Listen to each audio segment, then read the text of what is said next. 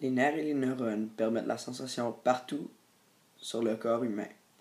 À cause d'eux, nous pouvons sentir tout ce que nous touchons.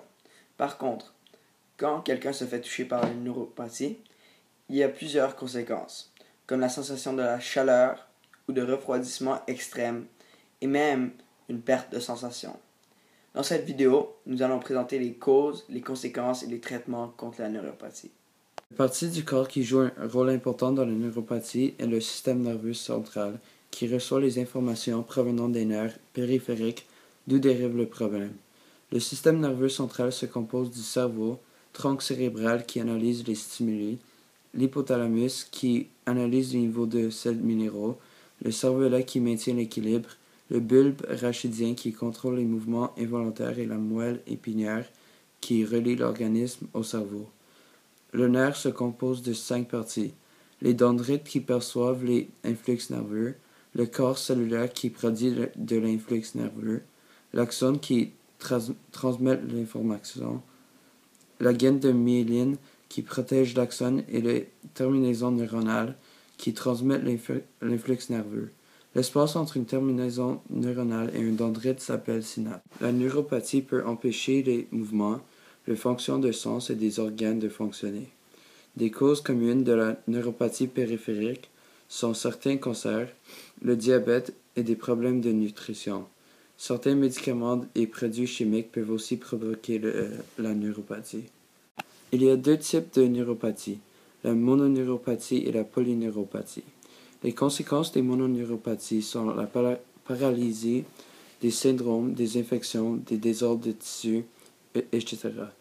Une mononeuropathie est souvent causée quand il y a trop de pression sur un nerf qui est directement sous la peau, près du coude, du genou, de l'épaule et du poignet.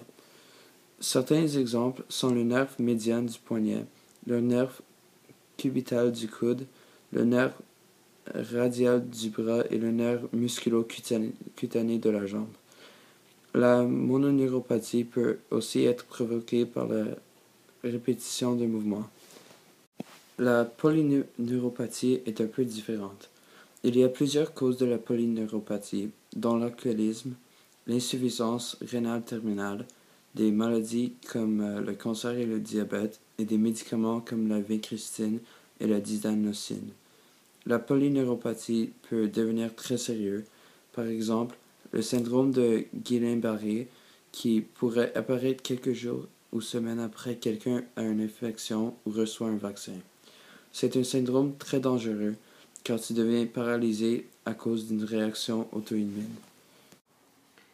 Avant qu'un traitement soit effectué, un docteur doit absolument diagnostiquer la sorte de neuropathie dont le patient subit. Un des tests qu'on peut utiliser pour avoir des données à propos d'une neuropathie est l'électromyographie. C'est un test où on étudie des petites aiguilles dans un muscle.